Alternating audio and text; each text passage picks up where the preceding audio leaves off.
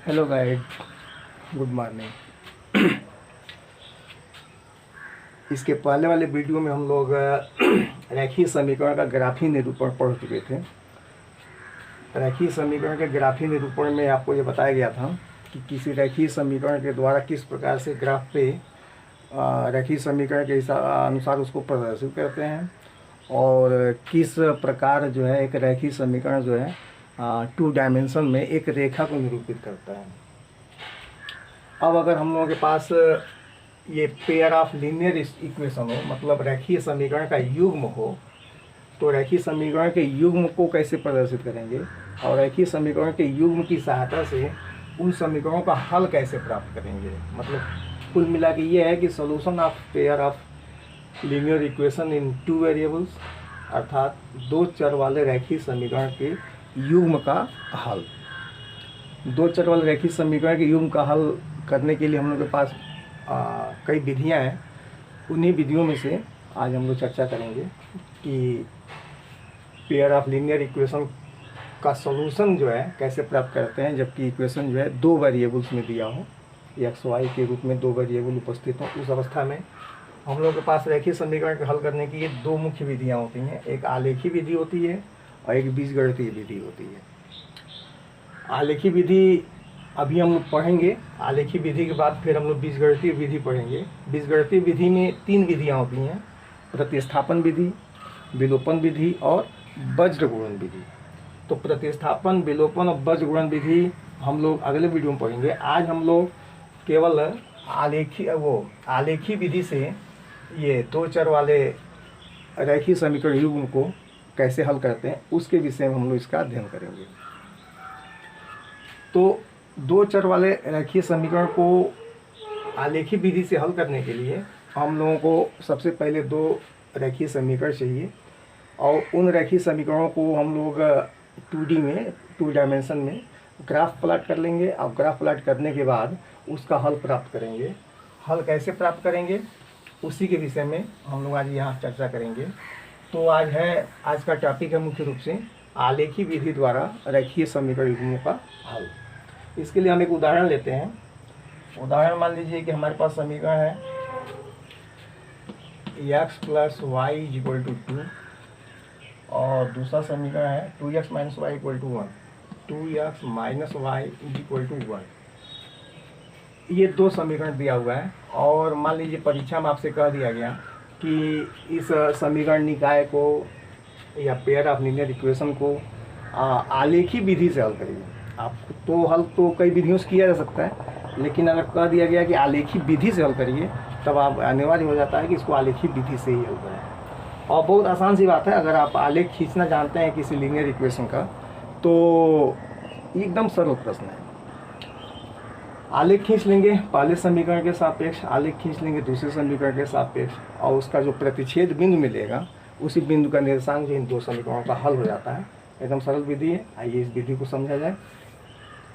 तो यहाँ पे सबसे पहले समीकरण 1 के अनुसार आलेख खींचा जाएगा। तो यहाँ पे समीकरण 1 से क्या हो जाएगा, y लिख सकते हैं 2 - x। यहाँ पे हम लोग x को स्वतंत्र चर और y को परतंत्र चर के रूप में बना लेते हैं।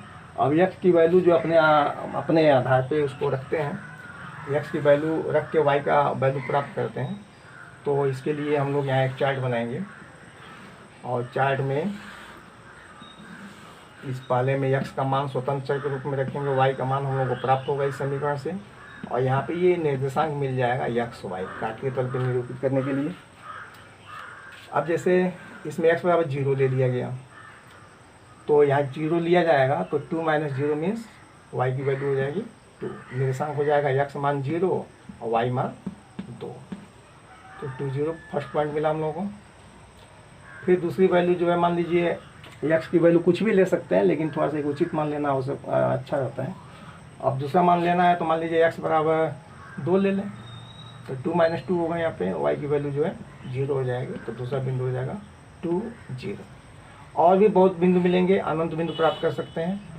और किसी भी रेखा को निर्धारित करने के लिए 2 बिंदु की आवश्यकता होती है। 2 बिंदु हम लोग प्राप्त कर चुके हैं। बाकी क्या काम करना है इसको आगे अभी समझाएंगे उसको हम। फिर समीकरण 2 से यही काम समीकरण 2 से करेंगे और समीकरण 2 से y का मान हो जाएगा। अब जैसे यहाँ देखिए y यहाँ आएगा तो प्लस होगा, ये इधर जाएगा तो माइनस होगा, यानी कि 2x माइनस 1। अब फिर इसके लिए चार्ट बनाएंगे। अब इसके लिए चार्ट बनाएंगे तो फिर चार्ट में उसी तरह के मान, यहाँ x मान लेंगे, यहाँ y मान लेंगे, यहाँ निर्देशांक हो जाएगा x y।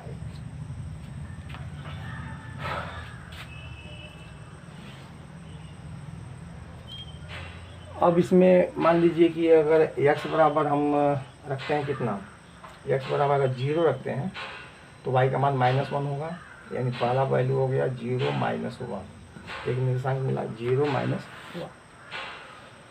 फिर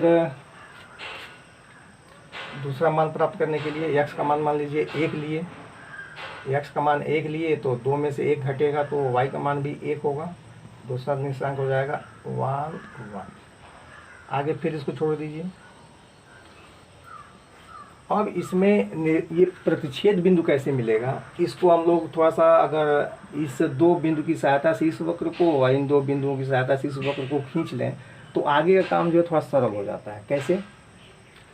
अब इसको हम लोग काटते तल पे निरूपित करेंगे। काटते तल पे निरूपित करेंगे मतलब x और y अक्ष लेंगे, इस पे बराबर दूरियों में बांट लेंगे। बिंदु 2 3 तक जा रहा है तो 1 2 3 1 2 फिर 1 2 3, ये काटते तल हो गया। अब इस पे इस वक्र को प्रदर्शित करें तो 0 2 मतलब x वैल्यू 0 y वैल्यू 2, तो 0 2 तो x मान 0 यहाँ पे, y मान 2, मतलब यहाँ का निर्देशांक होगा 0 2। अब फिर अगला मान है 2 0 मतलब 0 1 2 और y मान 0 मतलब यहाँ का निर्देशांक हो गया 2 0। अब इन 2 बिंदुओं को मिलाते हुए रेखा खींच देंगे तो इस रेखा का समीकरण हो जाएगा x plus y equal to 2। इस समीकरण के सापेक्ष हम लोग इस समीकरण का ग्राफीय निरूपण कर लिए। अब इसी प्रकार हम लोग दूसरे समीकरण का ग्राफीय निरूपण इस निर्देशांक की सहायता से करेंगे और इसमें 2 बिंदु हैं 0 और -1, तो x मान 0 y मान -1, मतलब ये होगा हम लोगों का 0 -1,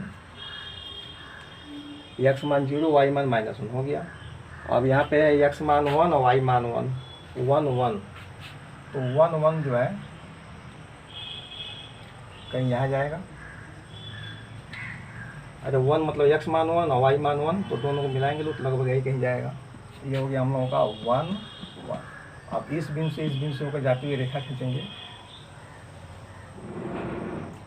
तो ये हो गया समीकरण हम लोगों का 2x minus Y equal to 1। अब ये दोनों रेखाएं जो है इस बिंदु पर काट रही हैं।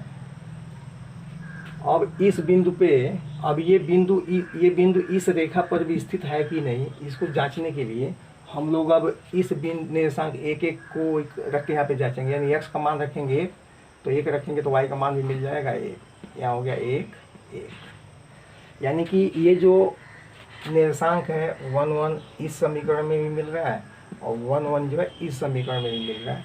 अर्थात ये जो बिंदु 1 1 है ऐसा बिंदु है जो इन दोनों रेखाओं पर स्थित है। इसलिए इस समीकरण निकाय का जो अद्वितीय हल होगा वह होगा x का मान 1 होगा, y का मान भी कितना होगा 1 होगा। तो यहाँ पे हम लोग नीचे लिख सकते हैं, चूँकि दोनों रेखाएं बिंदु 1 1 पर प्रतिच्छेदित या प्रतिच्छेद करती हैं या काटती हैं, इसलिए x का मान हो जाएगा 1 और y का मान भी हो जाएगा 1। यही हम लोग का उत्तर हो जाएगा और आलेखी विधि से इस समीकरण को हम लोगों ने हल कर दिया। तो आलेखी विधि से समीकरण को हल करना एकदम सरल प्रक्रिया है, थोड़ा सा ध्यान दीजिए। इसमें हम लोग बहुत ही आसानी से इस वक्र को प्लाट कर लेंगे, इस वक्र को, दोनों वक्र प्लाट कर लिए। अब दोनों वक्र रेखा मिलेंगे तो रेखाएं जो है एक दूसरे को जिस बिंदु पे काटेंगी उसी बिंदु के निर्देशांक की सहायता से ही हम लोग उन रेखाओं का उन समीकरण युग्मों का हल प्राप्त कर लेते हैं। तो ये है आलेखी विधि के द्वारा किसी समीकरण निकाय को हल करना, उसका हल प्राप्त करना। और परीक्षा में इसको कह के पूछ दिया जाता है कि आप आलेखी विधि से ही हल करिए। आप इसको बीजगणितीय विधि से भी हल कर सकते हैं, लेकिन सिर्फ प्रश्न में ये कहा जाए कि हल कीजिए, तब तो आप स्वतंत्र हैं, चाहे आलेखी विधि से करें या चाहे वो क्या कहते हैं बीजगणितीय विधि से करें। लेकिन अगर ये कहा दिया जाए कि आलेखी विधि से समीकरण को हल करिए, तब आपके पास कोई आप विकल्प नहीं रहता, बाध्यता होती है कि आप इसको इसी प्रकार से इस विधि से हल करें। इसके बाद आप चाहें तो लिख सकते हैं कि समीकरण 1 और 2 को इसके बाद आप चाहें तो नीचे लिख सकते हैं कि समीकरण 1 और 2 को ग्राफी निरूपण करने पर तो ग्राफी निरूपण कर दिए यहाँ पे।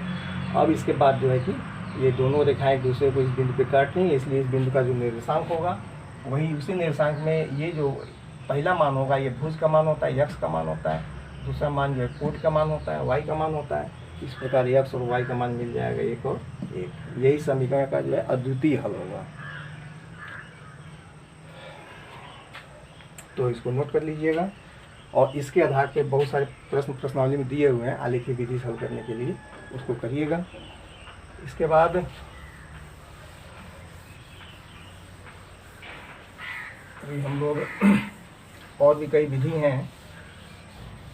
आलेखी विधि से समीकरण निकाय का कब हल निकलता है, कब हल नहीं निकलता है, ये भी एक प्रश्न है अलग से। कि आवश्यक नहीं है कि जो 2 समीकरण दिए गए हों उन 2 समीकरणों को जब हम उन 2 समीकरणों का ग्राफ खींचें तो वो रेखाएं जो एक दूसरे को प्रतिच्छेदित करें, ये आवश्यक नहीं। तो इसमें भी 3 कंडीशन होता है। पहला कंडीशन होता है कि यदि रेखाएं प्रतिच्छेद करती हैं तो निकाय का अद्वितीय हल होता है।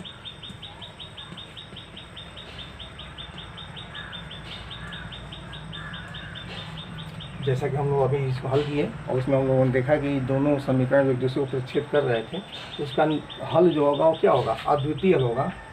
ऐसे समीकरणों को हम लोग कहते हैं संगत समीकरण। संगत, अगर रेखाओं का ग्राफ खींचने पर अगर रेखाएं एक दूसरे को काट दे रही हैं, प्रतिच्छेद कर रही हैं, एक बिंदु प्रतिच्छेद कर रही हैं, तो ऐसे समीकरण को हम लोग कहते हैं संगत समीकरण। अब अगर रेखाएं खींचे हम लोग और रेखाएं जो है प्रतिच्छेदी ना हो, यदि रेखाएं प्रतिच्छेदी ना हो के क्या हो, समांतर हो, आपस में क्या हो जाए, समानांतर हो जाए। यदि रेखाएं समानांतर हो तो समीकरण निकाय का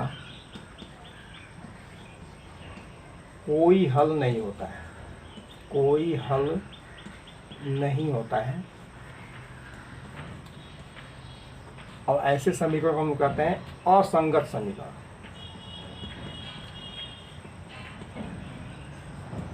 अब ये पहले स्थिति में हम लोगों को मिला संगत समीकरण, जब प्रतिच्छेद करें अद्वितीय हल मिलेगा।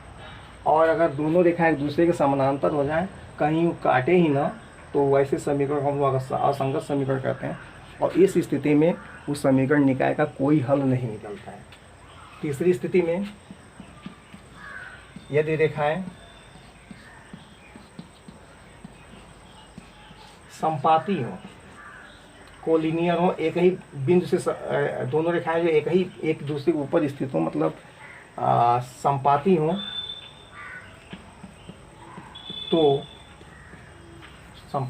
तो समीकरण निकाय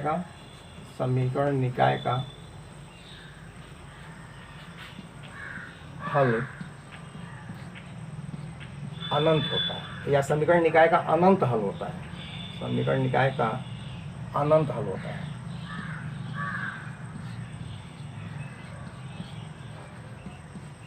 और जब समीकरण निकाय का अनंत हल होगा तो ऐसे समीकरण को हम कहते हैं आश्रित, संगत, असंगत, और यहाँ कहेंगे आश्रित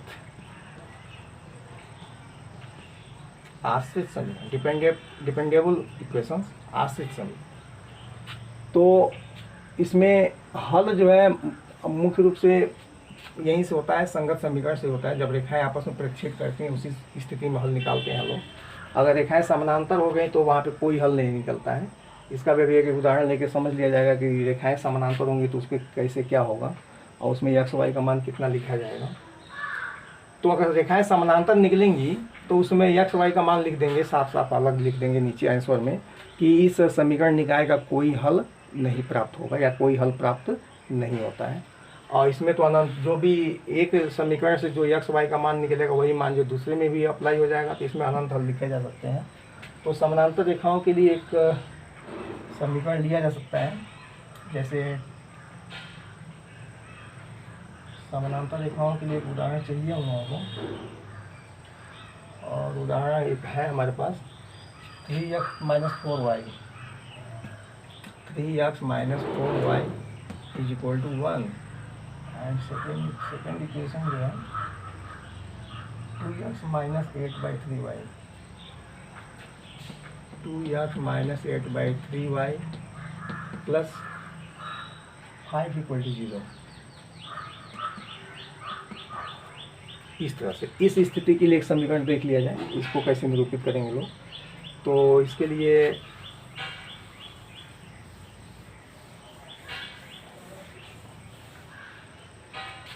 ये हो जाएगा हम लोग का समीकरण नंबर 1, ये हो जाएगा समीकरण नंबर 2।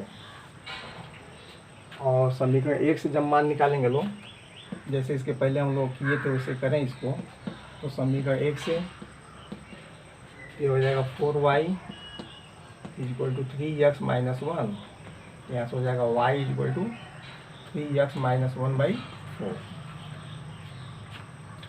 और या फिर हम x को स्वतंत्र और y को परतंत्र चर के रूप में लिखे हैं।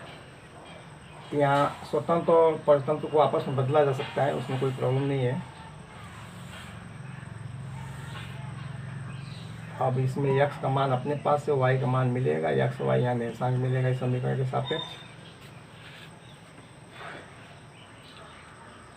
अब यहाँ पे मान लेने के लिए x का मान लिया जाए, x का मान अगर 3 लिया जाए, x का मान यदि 3 लिया जाए यहाँ पे, तो यहाँ 3 तो कि 9 में से 1 निकलेगा 8, और 8/4 मतलब 2, एक मान हो जाएगा 3 और 2। देखिए मान तो यहाँ पे कुछ भी लिया जा सकता है, x का मान 0, 1, 2 या -1, -2 या कुछ भी ले सकते हैं। लेकिन अगर आप यहाँ पे 1, 2 या इस तरह का कोई मान लेंगे, मान लीजिए 1 लिए आप, तो 1 लेंगे तो यहाँ निकलेगा 3 में से 1 निकलेगा 2, 2/4 मतलब 1/2, तो y का मान 1/2 मिलेगा। अब 1/2 को दिखाना थोड़ा बहुत अच्छा नहीं रहता है, जब मजबूरी होगी, बाध्यता होगी तो दिखाना ही पड़ेगा। लेकिन कुछ ऐसा कोशिश करते हैं कि मान जो भी मिले हम लोगों को इस तरह से फ्रेश मान मिले, तो कार्तीय तल पे इसका निरूपण जो बहुत आसान हो जाता है। जैसे यहाँ पे अब x का मान ले लें -1, तो -1 लिया जाएगा, तो -3 और -1, -3 -1 -4 मतलब -4/4 मतलब -1, तो ये दूसरा निर्देशांक मिल जाएगा हम लोग को -1, -1। अब इन दो बिंदुओं की सहायता से इस रेखा को बड़ी आसानी से हम लोग ग्राफ पे दिखा देंगे। तो ये थोड़ा सा सावधानी रखते हैं कि इस तरह से मान चुनते हैं x का कि y का मान जो पूर्णांक में मिले, अगर पूर्णांक मिलता है धन या ऋण, तो उसका रिप्रेजेंटेशन जो है ऑन पेपर थोड़ा आसान हो जाता है। इसी तरह समीकरण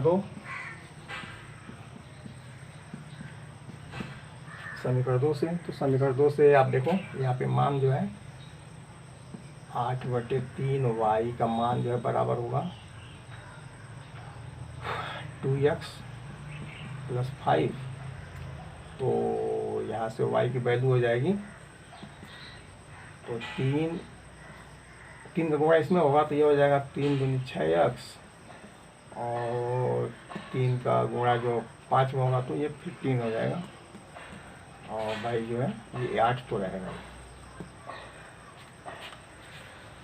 अब फिर इसके लिए चार्ट, अब इसमें थोड़ा सा जटिल और कठिन हो गया है कि x और y का मान कितना लिया जाएगा, क्योंकि यहाँ बहुत भिन्नात्मक y का मान मिल रहा है।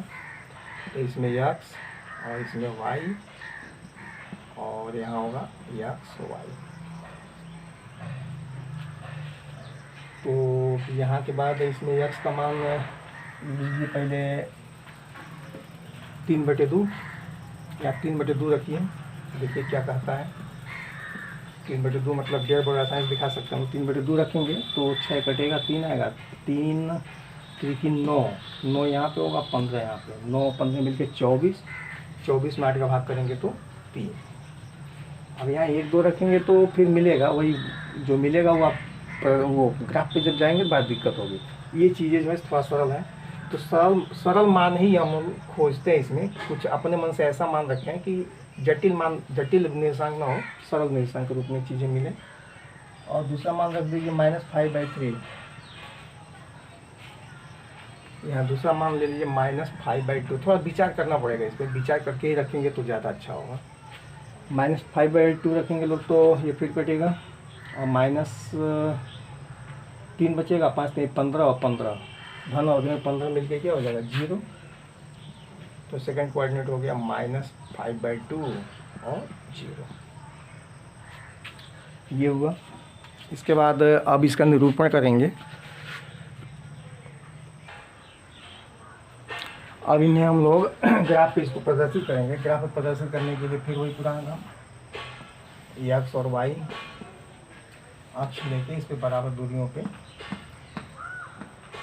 बांट लेते हैं सभी अक्षों को।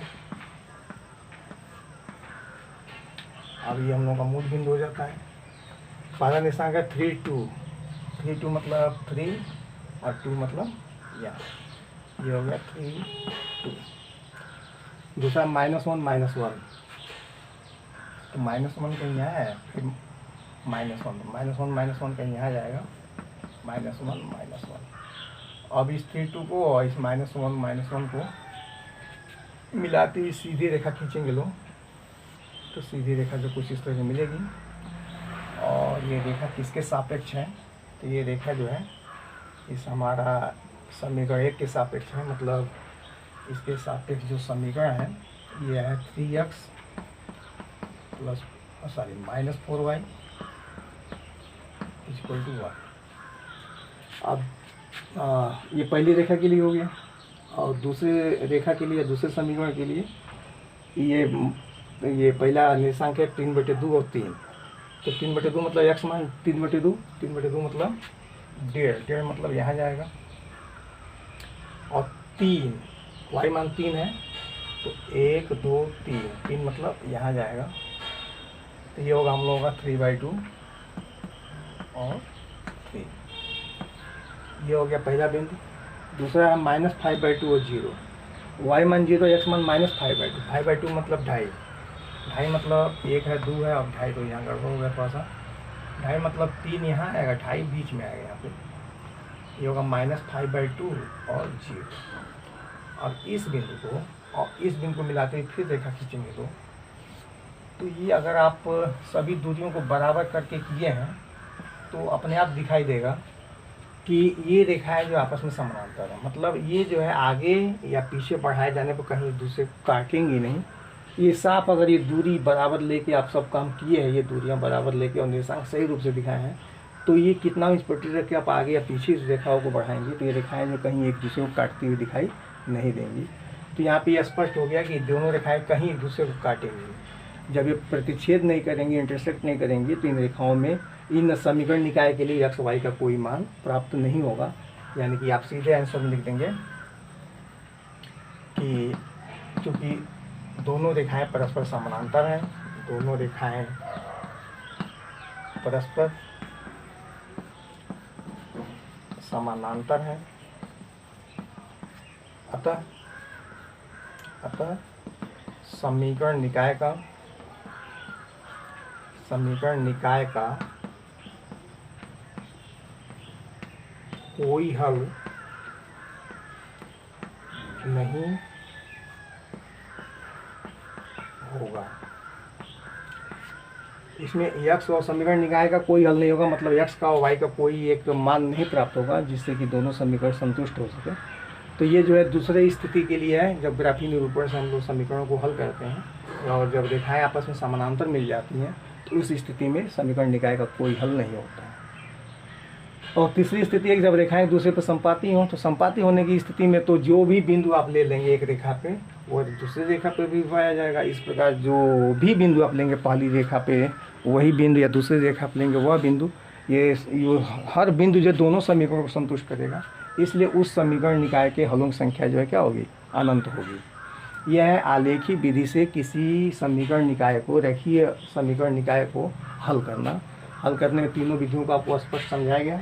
इसके बाद से जो दूसरी विधि है वह है बीजगणितीय विधि। तो बीजगणितीय विधि के लिए हम लोग अगले वीडियो में देखेंगे, और वो भी बहुत आसान सी विधि है और उसको भी हम लोग अच्छे से प्रैक्टिस में लेंगे। इस विधि से आप एक्सरसाइज के प्रश्न करेंगे। अगर कोई प्रश्न आपको उसमें नहीं समझ में आता है तो उसको अलग से व्हाट्सएप नंबर से या यूट्यूब से ही आप उस प्रश्न को पूछ लेंगे, फिर उस प्रश्न के लिए वीडियो बना के डाल दिया जाएगा, जिससे कि आप अच्छे से प्रश्नों को कर सकें और अपने मन से नए प्रश्नों को हल करने की स्थिति में आ सकें। ओके।